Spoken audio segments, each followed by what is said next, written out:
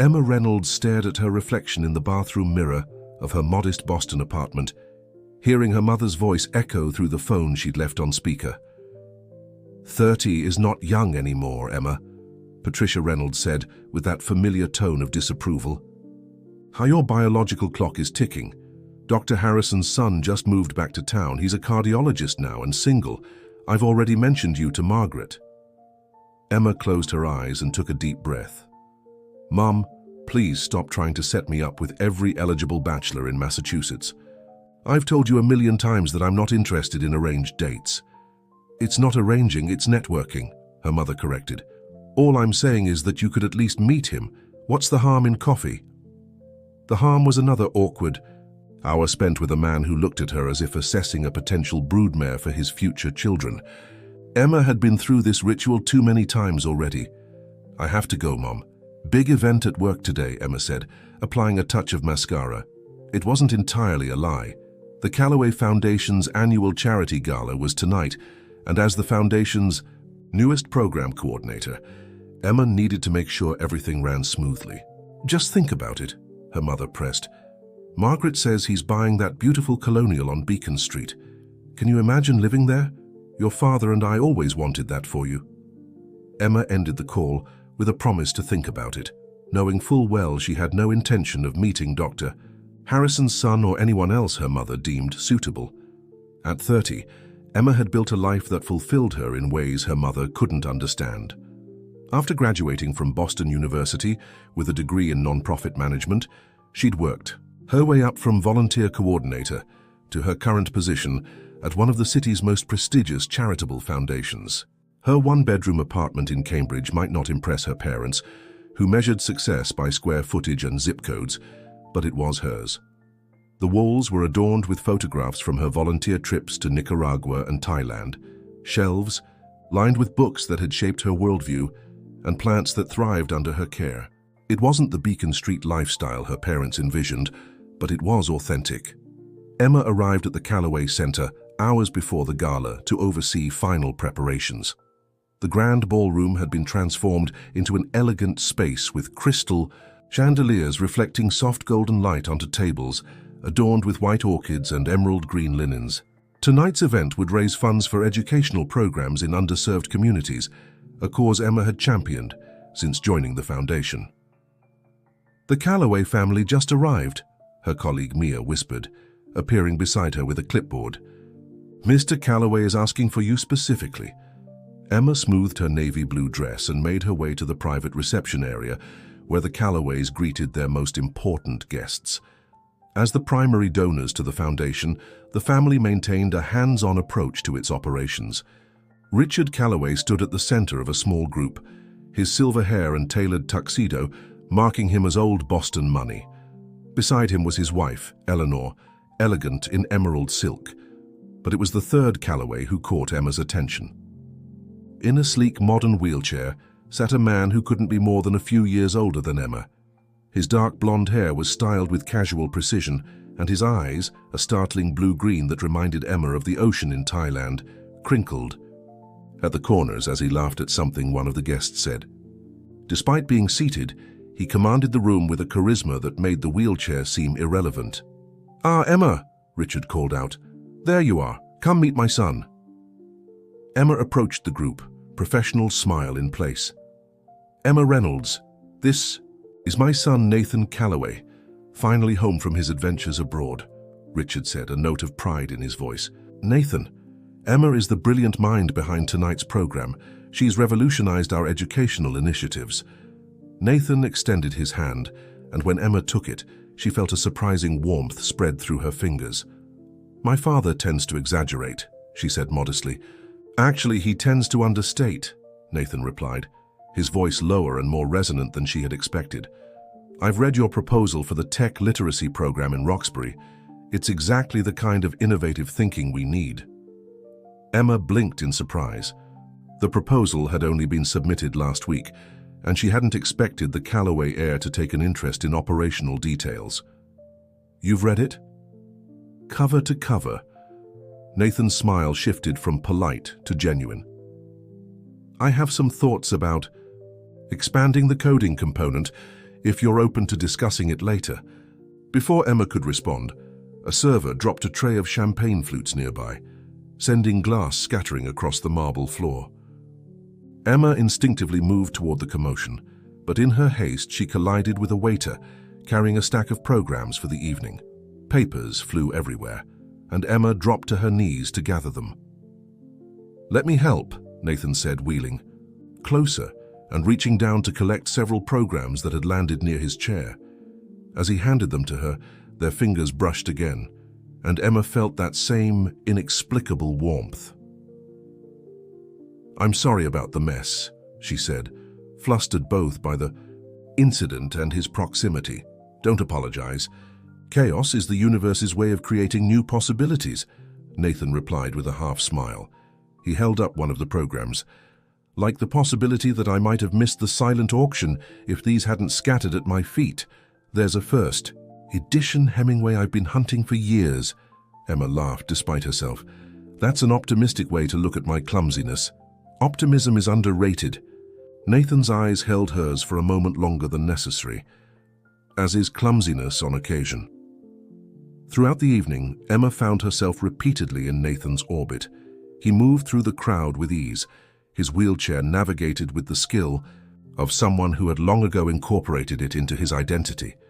He spoke passionately to donors about educational equality and technological innovation, and Emma noticed how people leaned in when he spoke, drawn to his intelligence and evident conviction. During dinner, Emma was seated at a table with major donors, 2 tables away from the Callaways. Yet somehow, whenever she glanced in Nathan's direction, she found him looking her way. By the time dessert was served, Emma had convinced herself it was coincidence, until her phone buzzed with a text from an unknown number. "Is it unprofessional to admit I've been watching you all night? If so, please attribute it to the excellent champagne." Nathan. Emma felt heat rise to her cheeks as she looked up to find him raising his champagne glass in her direction, a questioning look on his face. She hesitated only briefly before typing back, "Slightly unprofessional, but I'll blame the champagne too since I've been doing the same." His smile when he read her response made something flutter in her chest, a sensation she hadn't felt in years. It was unexpected and, given the circumstances, probably ill-advised. Nathan Calloway was not only the son of Boston's most influential family, but also her boss's boss, technically speaking. And yet, when the gala ended, and Nathan asked if she'd join him for a nightcap at the hotel bar, Emma found herself saying, "Yes." One drink turned into 2, and conversation flowed effortlessly from work to literature to travel. Nathan described his years managing the Callaway Foundation's international investments, working from London, Singapore and Dubai. Emma shared stories from her volunteer work and her passion for educational equity. "It's getting late," Emma finally said, noticing they were the last patrons in the bar. "Too late to ask when I can see you again?" Nathan's question was direct, his expression open. Emma hesitated. "I'm not sure that's a good idea. You're essentially my employer."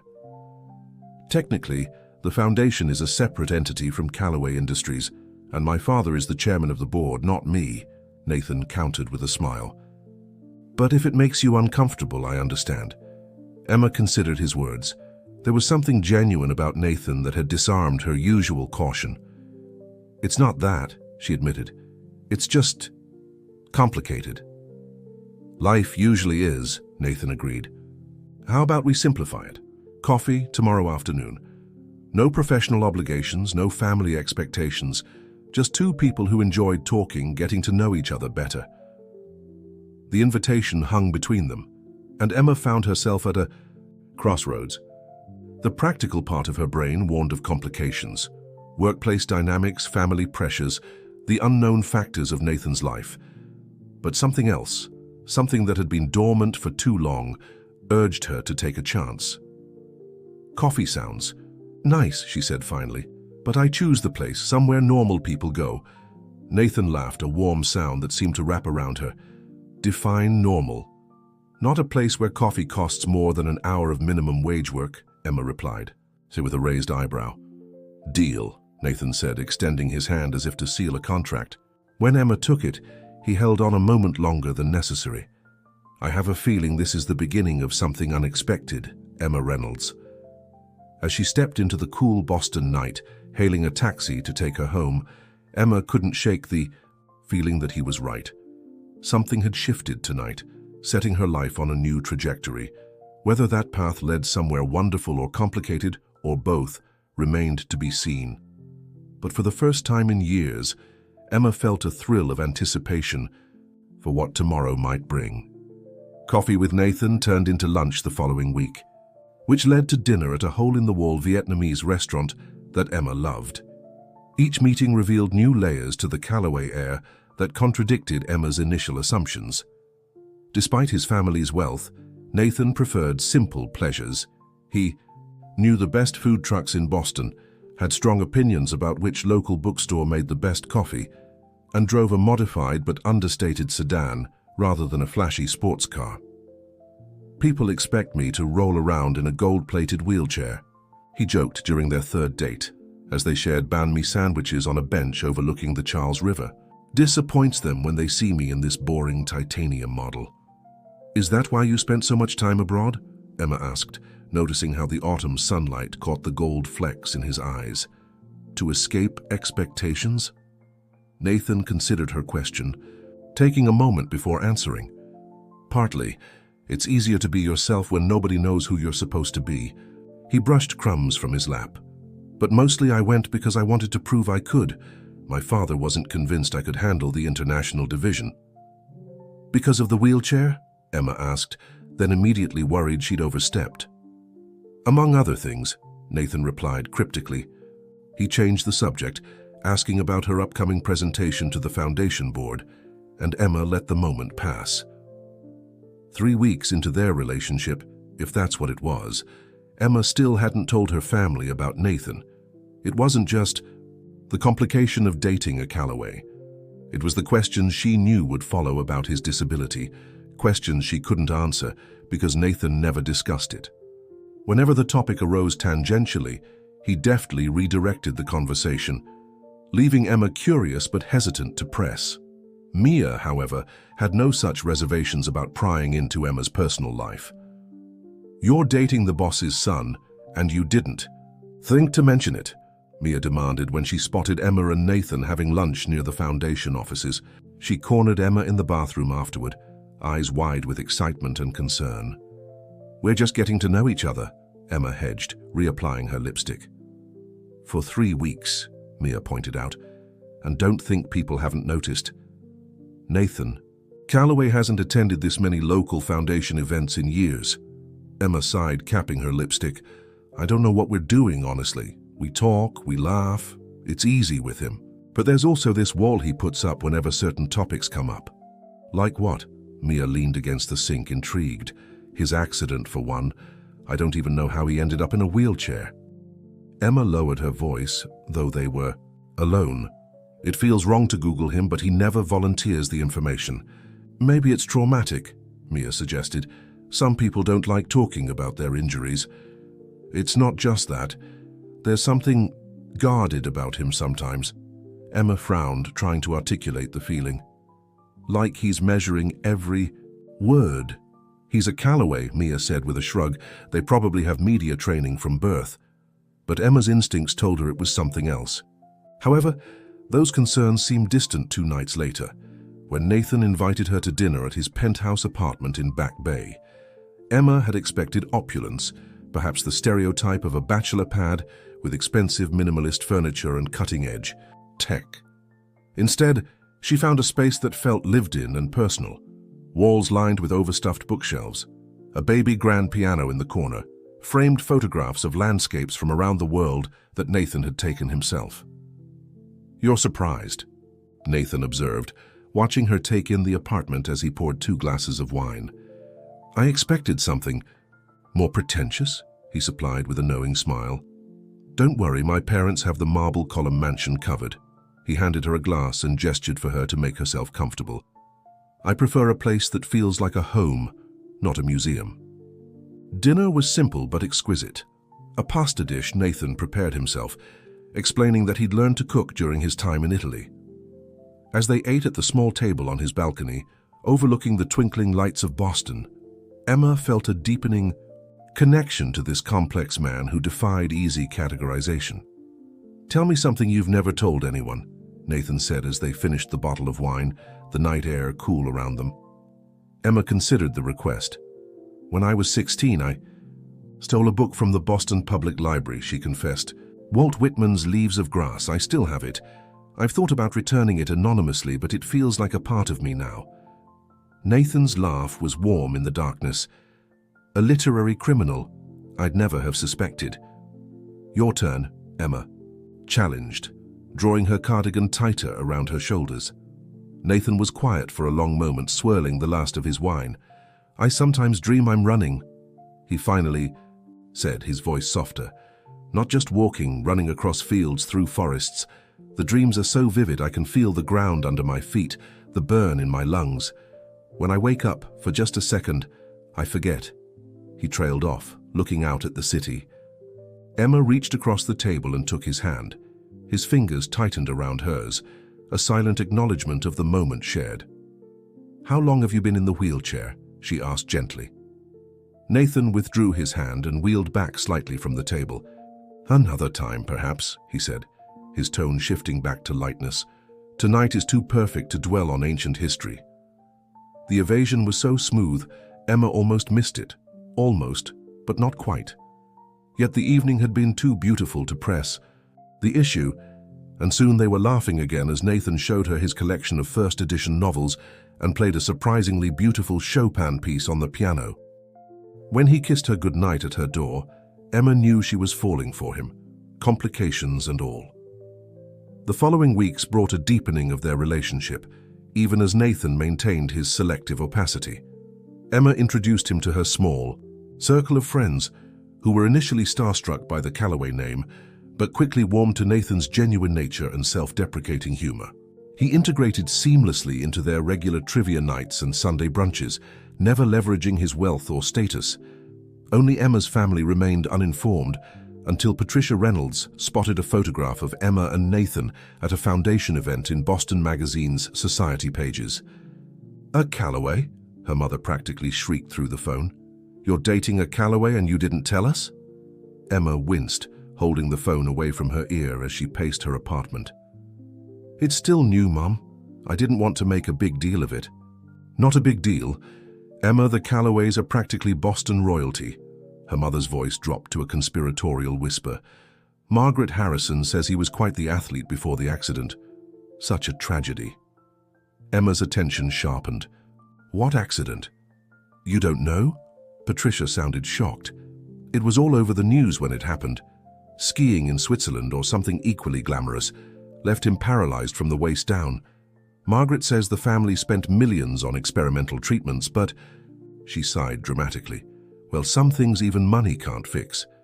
The information left Emma with a strange discomfort. If the accident had been so public, why did Nathan avoid discussing it? And why hadn't she found any mention of it in her, admittedly cursory online searches? "We'd like to meet him," her mother continued, interrupting Emma's thoughts. "Your father's birthday dinner next Saturday would be perfect." Emma hesitated. Introducing Nathan to her status-conscious parents seemed like a recipe for disaster, but perhaps it was time. "I'll ask him," she promised, knowing her mother wouldn't let the matter drop. To her surprise, Nathan readily agreed to the dinner. "I'd like to meet the people who raised such an extraordinary woman," he said, kissing her temple. They were at his apartment, Emma curled against him on the sofa, as they watched an old film noir movie Nathan loved. "I should warn you, they can be a bit intense about status," Emma said, choosing her words carefully. Nathan laughed. "I've navigated boardrooms in 6 countries, Emma. I think I can handle dinner with your parents." But as the day approached, Emma's anxiety grew. It wasn't just concern about her parents' reaction to Nathan. It was the gnawing questions about his past, questions that had multiplied since her mother's revelation about the skiing accident. Why would Nathan keep something so public a secret from her? What else wasn't he sharing? The night before the dinner, Emma found herself sitting up late, her laptop open to search results about the Calloway family. Most articles focused on the family's business empire or philanthropic efforts. Nathan appeared in many, always described in glowing terms as the innovative heir to the Callaway fortune, praised for his work expanding the company's global reach. But of a skiing accident there was no mention.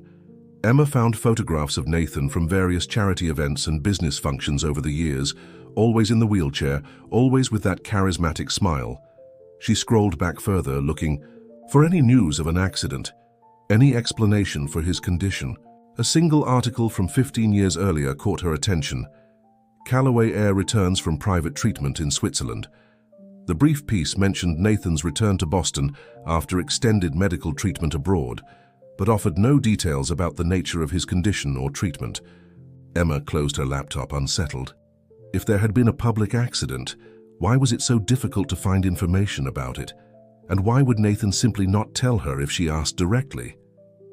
As she finally drifted to sleep, Emma's dreams were troubled by images of Nathan standing from his wheelchair, walking away from her as she called after him, his figure growing smaller and smaller until he disappeared entirely. The next morning, Emma woke with a strange premonition that something fundamental was about to change. She brushed off the feeling as nerves about the dinner, focusing instead on preparing for the evening ahead. But as she dressed in the emerald green dress Nathan had once complimented, she couldn't shake the sense that she was missing something important, a piece of a puzzle she hadn't even realized she was trying to solve. "Ready for the Inquisition?"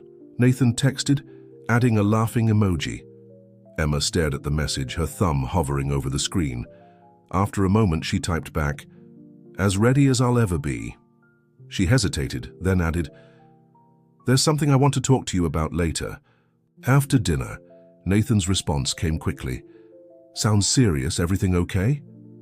"Just something on my mind," Emma replied, unwilling to elaborate via text. Tonight, after meeting her parents, she would ask him directly about the accident, and this time she wouldn't let him deflect. As she called a rideshare to take her to her parents' home in Brookline, Emma tried to focus on the evening ahead, rather than the questions churning in her mind. Whatever secrets Nathan was keeping, whatever reasons he had for his silence, they would address them together.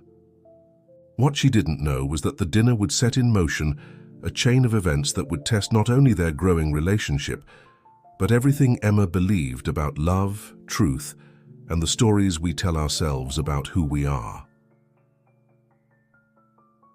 Emma's childhood. Home in Brookline stood as a testament to her parents' upper-middle-class aspirations, a colonial revival with a meticulously maintained garden and furnishings that Patricia Reynolds updated regularly to keep pace with current trends. As their rideshare pulled up to the house, Emma felt Nathan's hand squeeze hers reassuringly. "Your heart's racing," he said softly. "Is it that obvious?" Emma attempted a smile. Only to someone paying attention, Nathan lifted her hand and pressed a gentle kiss to her knuckles. "It's going to be fine. Parents generally love me." Emma wasn't concerned about her parents not loving Nathan, quite the opposite. Her mother would be enraptured by his Callaway status, her father impressed by his business acumen. What worried her was how quickly they might start planning a wedding, mentally redecorating her future home, and naming grandchildren not yet conceived. Those fears proved well-founded the moment they entered the house. Patricia Reynolds had transformed a simple birthday dinner into an event, inviting not just family, but several close friends who Emma recognized as parents of eligible bachelors her mother had previously tried to set her up with. The message was clear: "Look what my daughter managed to land." "Nathan," Patricia exclaimed, embracing him as though they were long-lost relatives rather than meeting for the first time. "We're so delighted Emma finally brought you to meet us. We've heard so much about the wonderful work you're doing with the foundation."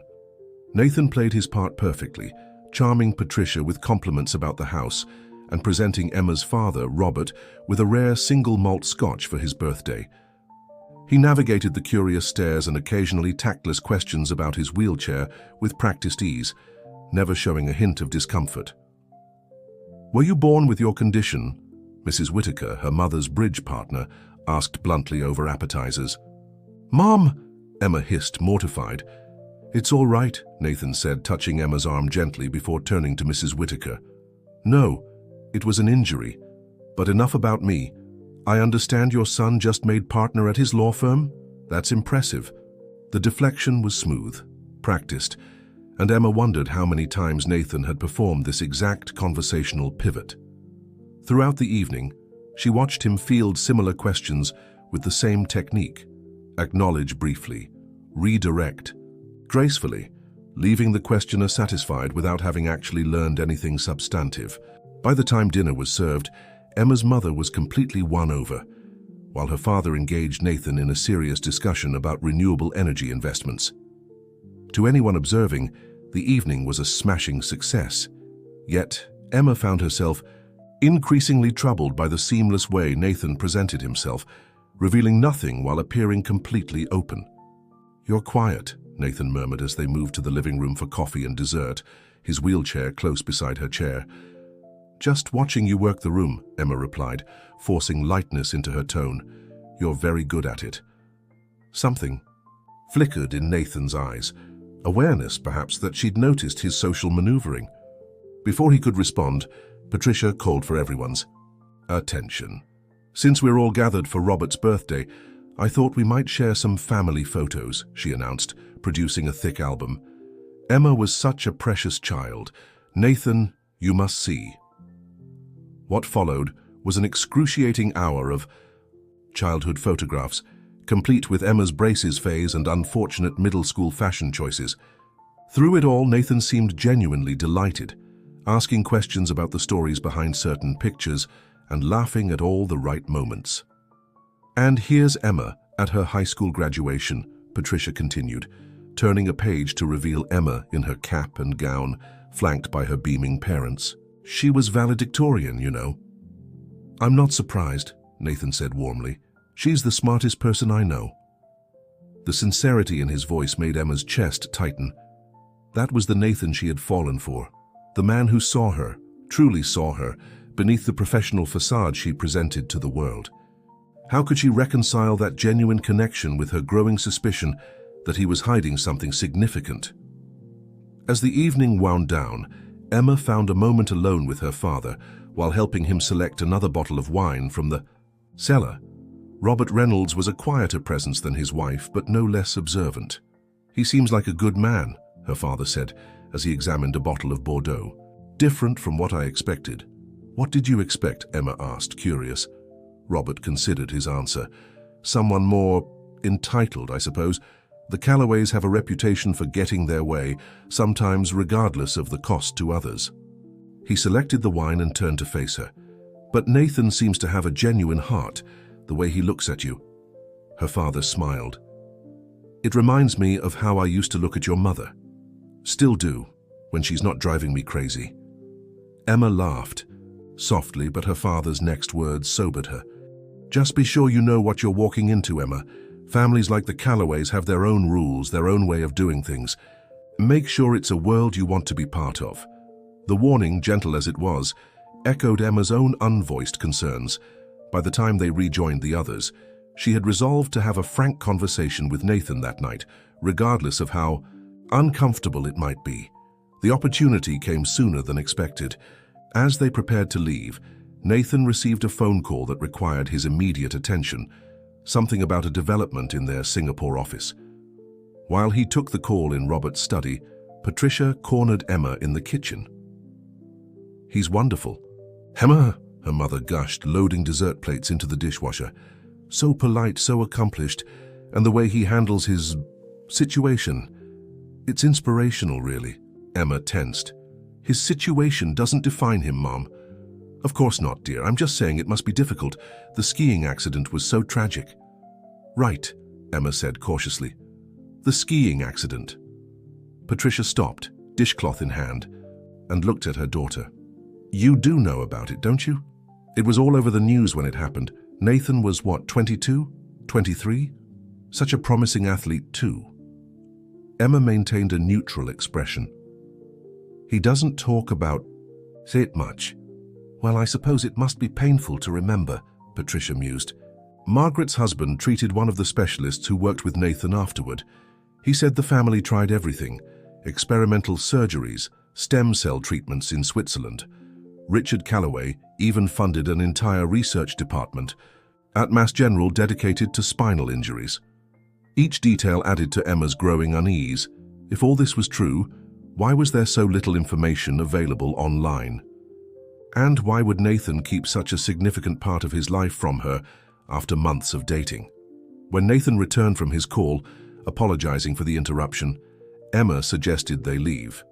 The ride to her apartment was quiet. Nathan seemingly lost in thought about his business call, Emma wrestling with how to begin the conversation she knew they needed to have. At her door, Nathan sensed her hesitation. "Want to talk about what's on your mind?" he asked gently. "You've been somewhere else all evening." Emma took a deep breath. "Come inside." In her small living room, Nathan waited while Emma made tea, a habit she'd developed for difficult conversations. When she finally sat across from him, cradling her mug, she decided directness was the only approach. "Nathan, what happened to you? And please don't deflect this time." He stilled his own mug halfway to his lips. After a long moment, he set it down carefully. "What brought this on?" "My mother mentioned your skiing accident. She seems to know more about it than I do, which is strange considering we've been dating for months." Nathan's expression shuttered. "It's not something I enjoy discussing." "I understand that," Emma said, trying to keep her voice gentle. "But it's a significant part of your life. And I care about you. I want to know you, all of you, not just the parts you're comfortable sharing." "Some memories are better left in the past," Nathan replied, his tone cooler than Emma had ever heard it. "Is that why there's almost no information about it online?" The question slipped out before Emma could reconsider. Nathan's gaze sharpened. "You've been researching me?" Heat rushed to Emma's cheeks, but she held her ground. "I was curious.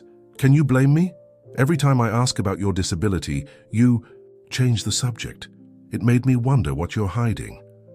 "I'm not hiding anything," Nathan said, but the tension in his jaw suggested otherwise. "The accident was difficult. I don't like to relive it." "Then just tell me the basics," Emma pressed. "When, where, how, just something so I understand." Nathan was silent for so long, Emma thought he might refuse to answer. Finally, he sighed. "It was in Switzerland. I was skiing off-trail, showing off being reckless. I went down a ravine, broke my back. The doctors said I'd never walk again." The words came out mechanical, rehearsed. "My father spent millions trying to prove them wrong. He couldn't accept that his son, the Calloway heir, would be in a wheelchair for life." The story matched what Patricia had said, yet something about Nathan's delivery felt wrong. Too polished, too pat. "Why isn't there more about it in the news archives?" Emma asked. "For a prominent family like yours, I'd expect more coverage." Nathan's expression hardened. "My father suppressed most of it. Paid off editors, used legal threats when necessary. The Calloways protect their own." He wheeled back slightly, creating physical distance between them. "Is this interrogation almost over? Because I'm starting to feel like I'm on trial for something." The edge in his voice made Emma flinch. "It's not an interrogation. I'm trying to understand why this part of your life is off limits to me." "Because it's painful," Nathan's voice rose uncharacteristically. "Because every time I talk about it, I have to relive the moment I realized my life as I knew it was over. Because I hate being seen as a tragedy or an inspiration instead of a person." He ran a hand through his hair, frustration evident. "I thought you of all people understood that." Guilt twisted in Emma's stomach. "I do understand, I just wish you trusted me enough to share it with me." "Trust works both ways, Emma," Nathan countered. "Googling me behind my back doesn't exactly scream confidence in our relationship." The accusation stung, partly because Emma knew there was truth in it. They sat in tense silence, the distance between them suddenly feeling insurmountable. "I should go," Nathan finally said, his voice returning to its usual controlled calm. "We both need some space to think." Emma didn't try to stop him. As the door closed behind him, she wondered if she'd just damaged something precious beyond repair.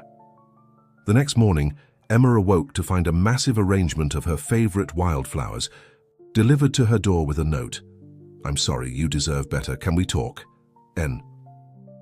The gesture, so typically thoughtful of Nathan, brought tears to her eyes. She texted him immediately, and they agreed to meet at the public garden that afternoon. Nathan was waiting by the pond when she arrived, his face lighting up when he spotted her. They found a quiet bench away from the weekend crowds, and for a few minutes they simply sat together, watching the swan boats glide across the water. "I want to apologize," Nathan began. "I overreacted last night. You have every right to ask questions about my past. And I should have been more sensitive about how difficult it might be to discuss," Emma acknowledged. Nathan took her hand. "The truth is, Emma, my accident represents the lowest point in my life, not just because of the physical trauma, but because of how it changed how people saw me, especially my father." He looked out over the water. "Before the accident, I was the golden boy. Harvard Business School, captain of the rowing team, following perfectly in Richard Calloway's footsteps. After, I became a problem to solve, a broken thing to fix." Emma squeezed his hand. "I can't imagine how difficult that must have been." "The hardest part wasn't the physical rehabilitation," Nathan continued, his voice softer now. "It was watching people's perceptions of me change overnight. Suddenly I wasn't Nathan anymore. I was poor Nathan, or brave Nathan, or inspiring Nathan, never just me." The vulnerability in his voice touched something deep in Emma's heart. She understood now why he guarded this part of himself so carefully. "That's not how I see you," she said quietly. Nathan turned to her, his eyes searching hers. "No, it isn't. That's what makes you extraordinary, Emma. From the first night we met, you've looked at me, not the chair. You've challenged me, disagreed with me, treated me like a whole person."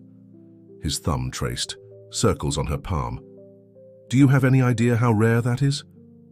The sincerity in his voice washed away the last of Emma's doubts. She leaned forward and kissed him softly. "I'm sorry I pushed." "I'm sorry I kept you at a distance," Nathan replied. "No more walls between us, I promise."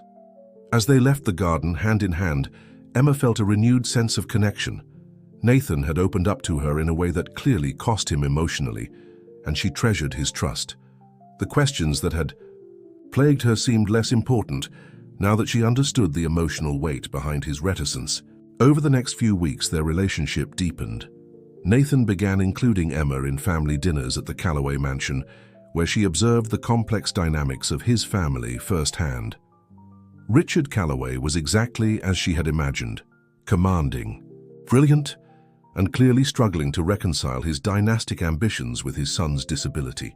Eleanor Calloway was warmer but no less formidable, with a razor-sharp intelligence that had made her one of Boston's most effective philanthropists. "They like you," Nathan told her after the third such dinner. They were in his car, driving back to the city. "Even my father, though he'd never admit it." "How can you tell?" Emma asked, skeptical after enduring Richard's probing questions about her career aspirations. Nathan smiled. "He asked about your thoughts on the educational initiative twice. Dad never asks the same question twice, unless he's genuinely interested in the answer." As autumn deepened into winter, Emma found herself falling more in love with Nathan each day. He was thoughtful, passionate about his work, and unfailingly supportive of her career. When Emma was offered a promotion to oversee all of the Foundation's educational programs, a position that would significantly increase her responsibilities and visibility within the organization, Nathan was her most enthusiastic champion. "They'd be fools not to recognize your talent," he said as they celebrated over dinner at her favorite restaurant, a casual Italian place in the North End. "You've revolutionized how the Foundation approaches educational equity." "I just hope people don't think I got the position because of us," Emma admitted, voicing a concern that had been nagging at her. Nathan reached across the table and took her hand. "Anyone who knows your work knows better, and anyone who thinks otherwise isn't worth your time." As dessert arrived, tiramisu to share, Nathan's expression grew more serious. "I've been thinking about the future," he said, his thumb tracing patterns on her wrist. "Our future." Emma's heart quickened. "Oh?" "I love you, Emma," These past months have been the happiest of my life. Nathan took a deep breath. I want to ask you something important, but I need you to take time to think about it. Don't answer right away. She nodded, suddenly unable to speak. Will you marry me? The question hung in the air between them, simultaneously expected and overwhelming. Emma felt tears spring to her eyes as joy welled up inside her. I said, "Don't answer yet," Nathan reminded her with a gentle smile. "This isn't a decision to make lightly. Being with me, being a Calloway, comes with complications. I want you to be sure." "I love you," Emma said simply. "The rest we can figure out together." Nathan's smile was radiant. "Is that a yes?" Emma laughed through her tears. "It's a definite yes." The next weekend, Nathan formally proposed with his grandmother's emerald ring during a private dinner at his apartment. Though Emma had already accepted, the moment felt magical. The city lights sparkling below them, Nathan's heartfelt words about how she had transformed his life, the weight of the antique ring symbolizing not just their commitment, but her acceptance into the storied Calloway lineage. They agreed to a short engagement, setting a date for the following spring. What Emma hadn't anticipated was how quickly the simple joy of their engagement would be overwhelmed by the Calloway machine. Within days, wedding planners had been hired, venues secured, and guest lists drafted, all under Eleanor Calloway's efficient supervision. "Don't you think this is getting a bit excessive?" Emma asked Nathan one evening as they reviewed the latest plans, which included flying in flowers from the Netherlands and a custom-designed dress from a famed European atelier. "Welcome to life as a Calloway," Nathan said, with a rueful smile. "My mother has been planning this wedding since I was born. Let her have her fun, within reason, of course." Emma tried to embrace the process, recognizing that much of the pomp was simply part of Nathan's world. Yet she couldn't help feeling that her own identity was being subsumed by the Calloway name before she'd even taken it. When her mother, now firmly allied with Eleanor in wedding planning, suggested Emma take a leave of absence from work to focus on preparing for her new role, Emma put her foot down. "My career isn't a hobby I'm setting aside to become Mrs. Calloway," she informed both mothers firmly. "The foundation's work is too important." To her surprise, it was Richard Calloway who supported her stance. "The foundation needs people with Emma's vision," he told his wife when she pressed the issue at a family dinner. "Besides, no one respects a decorative spouse these days." Though the comment was hardly a ringing endorsement of women's equality, Emma appreciated the unexpected support. As winter melted into early spring, wedding preparations intensified, and Emma found herself increasingly torn between her work responsibilities, her relationship with Nathan, and the never-ending demands of becoming a Calloway bride. Amidst this whirlwind, Emma hardly noticed when Mia first mentioned the inconsistencies. "It's weird that there's no documentation about Nathan's accident online," Mia said casually one day as they worked late at the foundation office. "I mean, I get that the family is private, but usually these things leave some trace." Emma looked up from her computer. His father suppressed most of the coverage. "Still," Mia persisted, "there should be something. I have a friend who works at Mass General in the research department. She's never heard of the Calloway Spinal Research Initiative that your mother mentioned." A flicker of unease passed through Emma, but she pushed it aside. "Maybe it has a different name, or maybe it's at a different hospital." Mia dropped the subject, but the seed of doubt had been planted. That night, unable to sleep, Emma found herself once again searching for information about Nathan's accident. This time she dug deeper, searching medical journals for mentions of Calloway-funded research, checking Swiss news archives for reports of American tourists injured in skiing accidents during the relevant time frame. Nothing.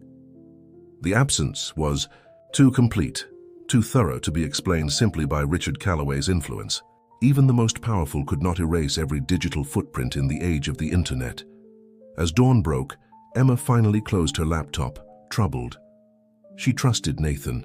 He had opened up to her about the emotional impact of his accident, had made himself vulnerable in a way that couldn't be faked. Yet the evidence, or lack thereof, suggested there was more to the story. With their wedding now just 6 weeks away, Emma faced a dilemma. Should she press the issue again, potentially reopening wounds and creating tension at a time when they should be celebrating? Or should she trust that whatever Nathan wasn't telling her, he had his reasons? In the end, it was chance that forced the issue. While helping Nathan's assistant organize files for an upcoming foundation board meeting, Emma came across a folder labeled Callaway Medical Trust, Confidential. Inside were documents detailing payments to various medical facilities around the world, including a private clinic in Switzerland. The dates caught her attention. Payments had begun not after Nathan's supposed skiing accident, but 2 years before. Curiosity overcoming her scruples, Emma photographed several key pages with her phone before returning the folder to its place. That night she carefully reviewed the documents.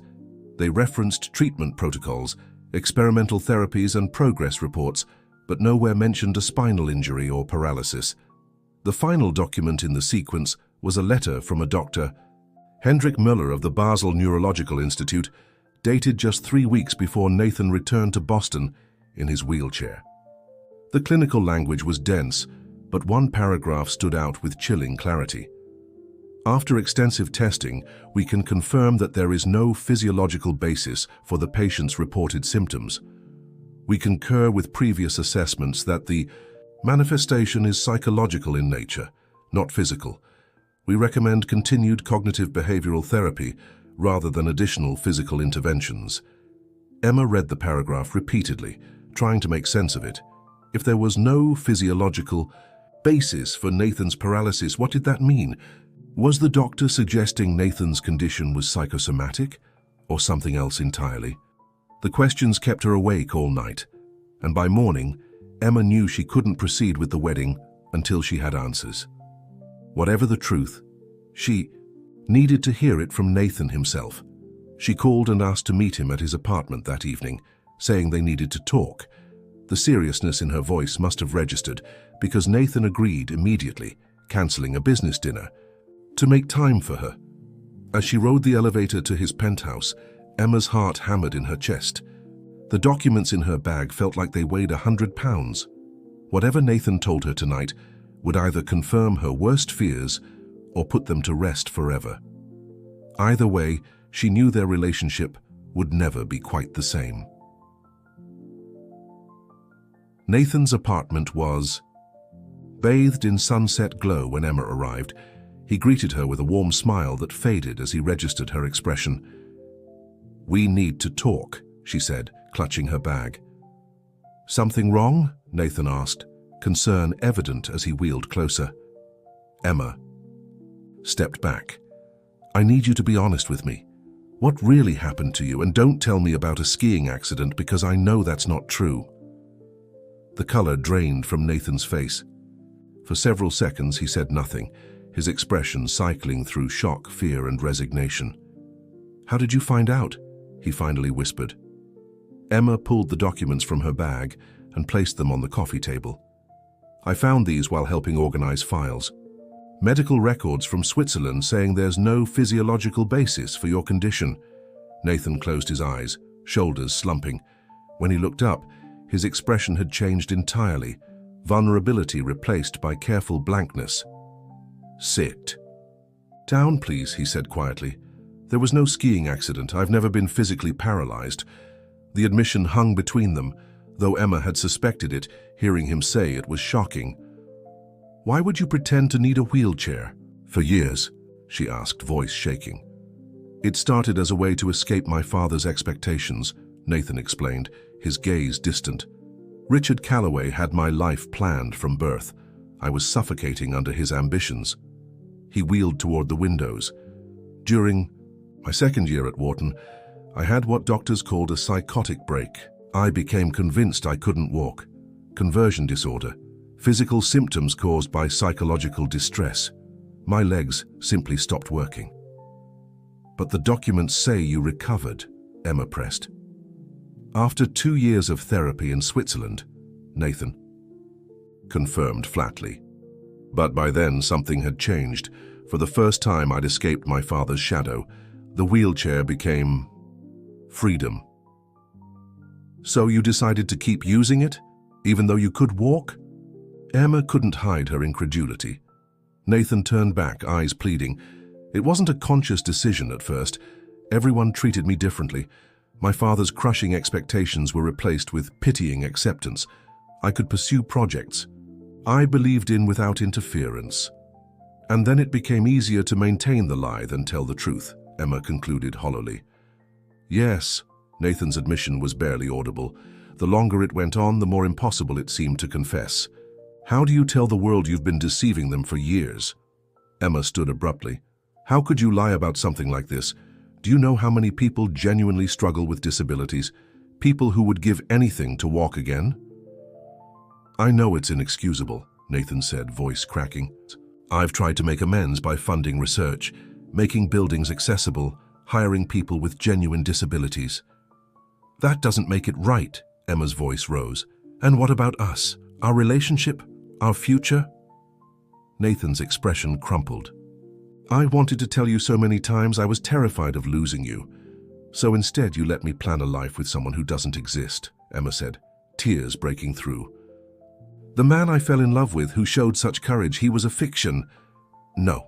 Nathan pushed himself from the wheelchair and stood, movement stiff but steady. He took a tentative step toward her. The person you know, my heart, my mind, that's real. The only difference is I can physically walk. Emma backed away, the sight of him standing sending a wave of shock through her. This man, suddenly taller than she'd known him, was both familiar and a stranger. Don't, she whispered, holding up a hand. I need space. Emma, please. I love you. Nathan's voice broke. Everything else I've shared with you has been real. How can I believe that? Emma asked, wiping tears from her cheeks. She slipped her engagement ring off and placed it on the coffee table. I can't do this, the wedding is off. Emma, wait. Nathan moved toward her awkwardly. Let's talk. I'll get help. Make a public statement. Anything. It's too late, Emma said, fighting for composure as she gathered her coat. I need time, don't contact me. As she turned to leave, Nathan called after her. What are you going to do about what you know? The question stopped her. Emma hadn't considered the broader implications of his confession, how it would affect the foundation, its work. I don't know, she answered honestly. I need to think about what's right. With that, she walked out, the door closing behind her with finality. Days passed in a blur of grief. Emma ignored calls from Nathan, his parents, and her own family.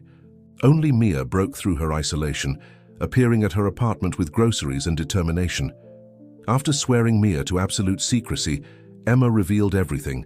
Mia listened in stunned silence. Holy shit, she finally breathed. I don't even have words. I don't know what to do, Emma admitted. Part of me wants to expose everything. He's been living a lie, accepting accommodations meant for people who actually need them.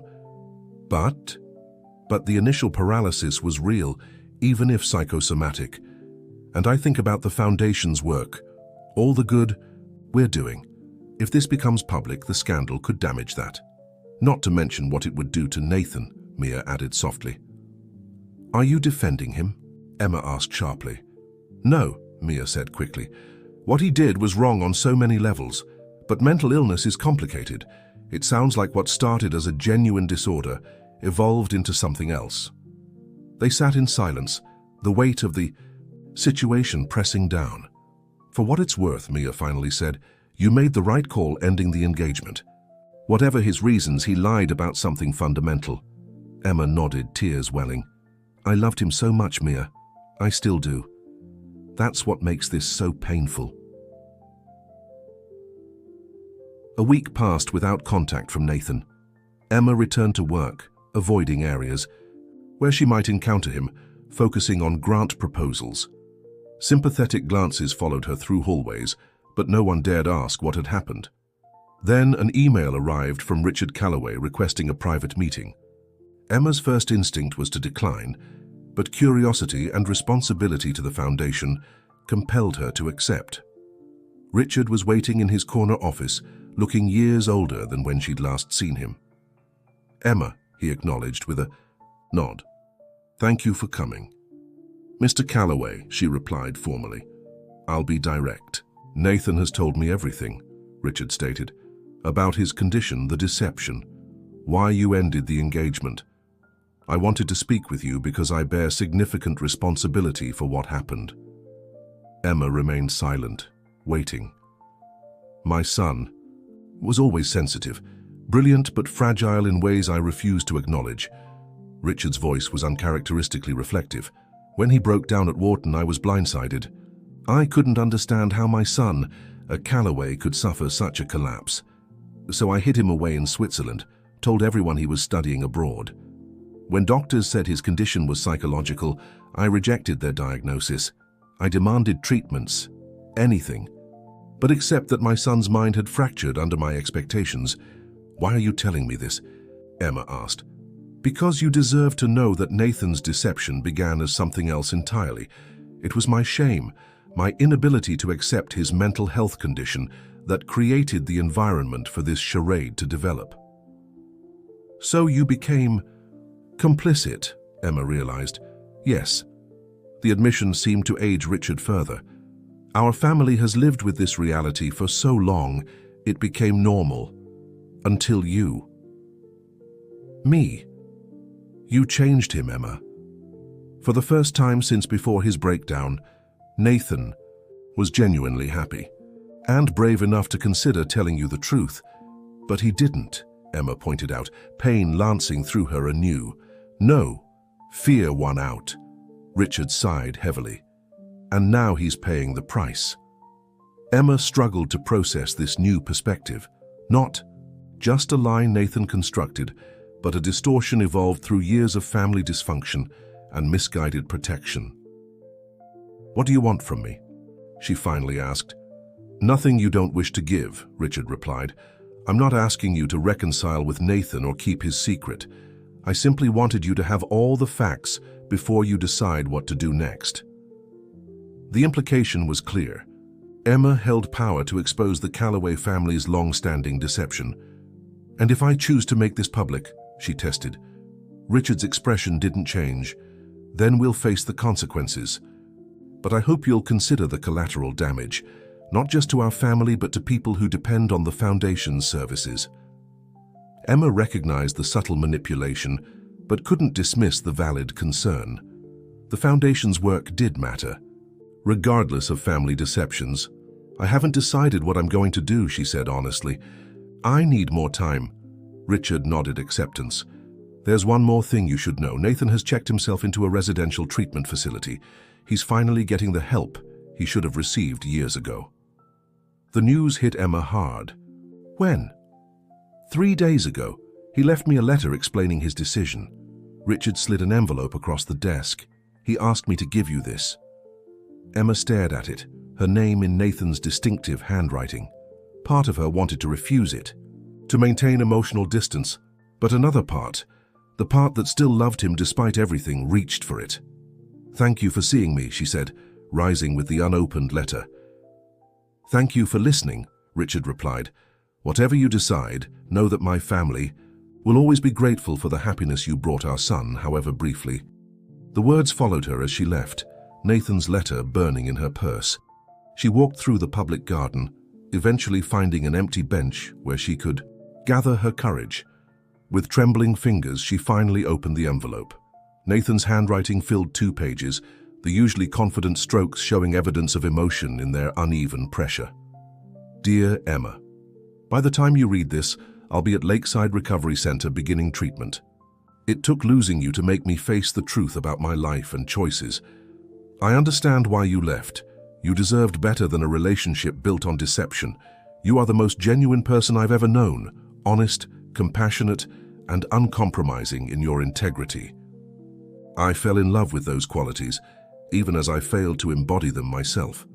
What began as a genuine psychological condition evolved into a complex web of fear, shame, and eventually, comfort. The wheelchair became both my prison and my protection, barrier between me and expectations I felt ill-equipped to meet. When I met you, something changed. For the first time, I imagined a life defined by truth rather than pretense, but the prospect of losing you terrified me more than continuing the lie. It was selfish and wrong. I'm establishing an endowment for actual disability research and support programs, not as atonement, which is impossible, but as acknowledgement of the harm my deception caused. I'm also preparing to make a full public disclosure once my treatment team feels I'm stable enough. The Foundation's board has been informed of the basic situation. My father opposed this step, but it's necessary. Truth is the only path forward. I don't expect forgiveness, Emma. What I did was unforgivable, but loving you was the most honest thing in my dishonest life. You saw me, really saw me, in a way no one else ever has. Whatever you decide to do with what you know, I support your choice. I'll be at Lakeside for at least 3 months. After that, I plan to step away from the Foundation and Callaway Industries to focus on making amends. I will always love you, Emma. Nathan. No pleas for reconciliation, no justifications, only accountability and painful honesty. It would have been easier if he'd remained the villain in her narrative. His genuine remorse made her anger harder to sustain, though the hurt remained. In the following days, Emma threw herself into work. The board obliquely referenced changes in the Callaway family's involvement, but assured her that her position and initiatives were secure. 3 weeks after receiving Nathan's letter, Emma requested a meeting with Richard Callaway, who received her in his home office. I'm not going to expose Nathan's situation publicly, Emma stated, without preamble. Relief flickered briefly across Richard's face. May I ask why? Because it's not my story to tell, Emma replied simply. Nathan is getting help and plans to make his own disclosure when he's ready. That's the right approach. That's extraordinarily generous of you. It's not generosity, Emma corrected. It's respect for Nathan's autonomy and recognition that mental health issues are complex. Public humiliation won't help anyone. Not Nathan, not the Foundation, not people who need our services. I agree, Richard said with surprising candor, though I expected a different decision. Mr. Callaway, I hope you understand your role in what happened, Emma said carefully. The pressure you put on Nathan, your response to his breakdown, these things matter. Richard's jaw tightened, but he acknowledged her assessment. I've had similar observations from expensive therapists. Eleanor and I have begun family counseling with Nathan's treatment team. It's challenging. I'd like to propose a new foundation initiative focused on mental health support for young adults addressing pressures of expectation and achievement, Emma continued. It's an underserved area that aligns with our mission. Richard studied her. You want to create something positive from this situation? Yes, Emma confirmed. We have an opportunity to help people facing similar struggles, hopefully before they reach crisis. Draft a proposal, Richard agreed immediately. I'll ensure it receives priority funding. As Emma rose to leave, Richard cleared his throat. He asks about you during our weekly calls. He doesn't expect you to contact him, but I thought you should know he's making progress. Thank you for telling me, Emma said. I wish him well with his recovery. For the next 2 months, Emma maintained careful distance. She developed the mental health initiative, which the board approved enthusiastically. Even Eleanor volunteered to co-chair the advisory committee, a tentative peace offering. Life developed a new rhythm. Emma's friends stopped asking about Nathan. Her parents rallied around her with unexpected support. Only at night did she allow herself to revisit memories of Nathan and the future they'd planned. Spring bloomed. Across Boston, when Emma's phone buzzed with a news alert, Callaway Air reveals years of deception, steps down from family business. Heart racing. Emma read the article. Nathan had issued a public statement admitting his deception, offering no excuses while expressing deep remorse for perpetuating a false narrative that disrespected the genuine challenges faced by people with disabilities. He had established a $50 million endowment for disability research, independent of the Callaway Foundation, and was stepping away from family business interests to focus on mental health advocacy and making amends through actions. Even Richard had issued a statement, acknowledging the family's role in enabling the situation, a stunning admission from a man known for prioritizing public perception. That evening, Emma received a text from Nathan. "I thought you should hear it from me directly. I've made my disclosure public. Thank you for giving me the space to do it on my own terms." Emma replied simply, "Thank you for telling me. I admire your courage. Take care of yourself." Life continued. The mental health initiative gained momentum. Emma received offers from other organizations, but remained committed to seeing her programs implemented. Summer arrived. Emma encountered Richard in the foundation lobby one evening. "Nathan is returning to Boston next week," he informed her. "His treatment has concluded, and his doctors feel he's ready to reintegrate." Emma felt her stomach tighten. "Thank you for letting me know." "He doesn't know I'm telling you this. He's been extremely conscious of respecting your boundaries." "I appreciate that," Emma said uncertainly. "He's changed," Richard continued, "not just in the obvious ways." He hesitated. "I've never been good at admitting mistakes, Emma, but I was wrong about many things, including how I judged your relationship with my son. You are good for him." "Why are you telling me this?" Emma finally asked. "Because my son loves you, and because I suspect, despite everything, you still have feelings for him." Richard stood, straightening his suit. "What you do with this information is entirely your decision. I've interfered enough in my son's life." For days, Emma wrestled with conflicting emotions. She had worked hard to rebuild her life without Nathan, yet she couldn't deny the persistent ache when she thought of him. 2 weeks passed.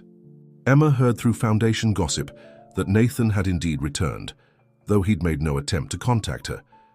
It was Mia who finally broke the stalemate. "This is ridiculous," she declared over lunch. "You're jumpy as a cat, checking the door every time it opens. If you want to see him, just call him." "It's not that simple," Emma protested. "It's exactly that simple," Mia interrupted. "You still love him. He's gotten help. He's taken responsibility. What's holding you back?" "Fear," Emma admitted. "Fear that it would never be the same. Fear that I couldn't trust him again." "Of course it wouldn't be the same," Mia said gently, "but that doesn't mean it couldn't be something real. Maybe better, because it would be based on truth this time." That evening, Emma typed a simple message. "I heard you're back in Boston. Would you like to meet for coffee sometime?" The response came immediately. "Yes, name the time and place." They met at a small cafe in neutral territory. Emma arrived early, watching the door nervously. Then she saw him actually walking down the sidewalk. His gait was slightly stiff but steady. Without the wheelchair, he seemed both familiar and like a stranger. "Hi," he said simply, stopping at her table. "Hi," Emma replied. "You're walking." A ghost of a smile touched his lips. "One of many changes." He gestured to the chair across from her. "May I?" Up close, she could see other changes. He'd lost weight, had new lines around his eyes, but seemed more present somehow, more grounded. "Thank you for suggesting this," Nathan said. "I wanted to reach out, but I didn't want to presume." "I wasn't sure I was ready," Emma admitted. "I'm still not sure." Nathan nodded. "I understand. We can keep this simple. Just coffee between old friends." "Are we friends?" Emma asked, the question genuine. "I hope we could be, eventually. I miss your friendship as much as everything else." They ordered coffee, creating a brief respite from the intensity. "How are you?" Emma asked, the routine question carrying unusual weight. "Better," Nathan replied. "Not fixed. I'll be working on myself for a long time, but clearer about who I am and who I want to be. The physical therapy was actually the easy part compared to facing the psychological issues underneath." "And your family?" "We're working on it.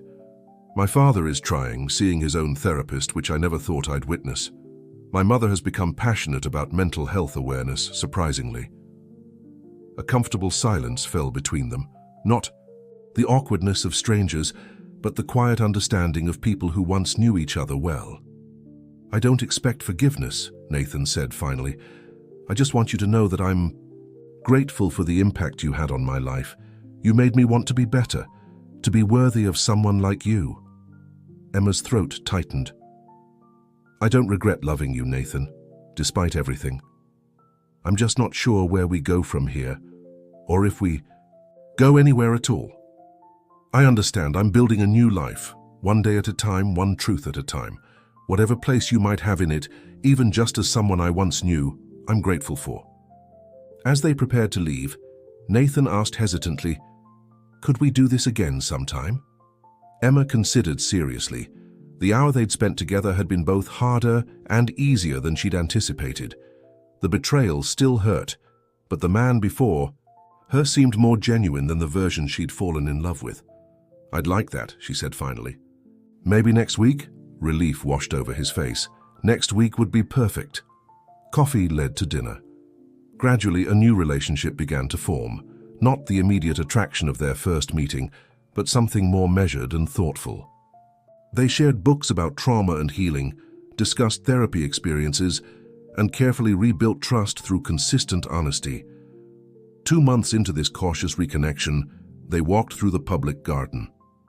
"My therapist says I need to ask you something," Nathan said. "She says unasked questions become barriers." "What's the question?" Emma asked. "Do you think you could ever trust me again?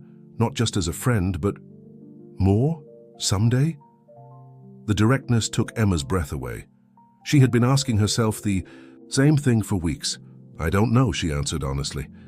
"Trust isn't binary, present or absent. It grows or diminishes through consistent actions over time."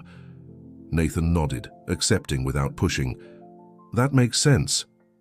But," Emma continued, gathering courage, "I think we've made a good start. And I find myself hoping for more, even when my rational mind counsels caution." Hope flickered in Nathan's eyes. Hope is a good place to begin. Emma reached for his hand, his fingers interlaced with hers, warm and solid. "I'm not ready to jump back into where we were, but I'm open to seeing where this new path might lead. That's all I can ask for," Nathan said softly. "A chance to show you who I really am day by day." 6 months later, Nathan stood at the podium of a conference center, addressing the inaugural symposium of the Callaway Mental Health Initiative. As keynote speaker, he would share his story publicly beyond his written statement. In the front row, Emma watched with pride. They had been officially dating again for 3 months, taking things slowly. Each week brought new revelations, new layers of honesty. The man she was coming to love was both familiar and new. Nathan, without the facade, vulnerable yet stronger. "Before I begin," Nathan said to the assembled crowd, "I want to thank the person who made this initiative possible, not just through professional expertise, but through personal courage. Emma Reynolds saw the truth when I was still hiding from it, and rather than walking away entirely, she transformed that difficult truth into something that will help countless young people. Emma, would you stand for a moment?" Surprised, Emma rose as applause filled the room. Nathan's eyes met hers, filled with respect and love. She knew with certainty that the foundation they were building, both personally and professionally, was stronger than before. Not perfect, but real. Later that evening, as they walked along the Charles River, Nathan gave her a simple silver key. "I bought a house," he explained. "Nothing extravagant.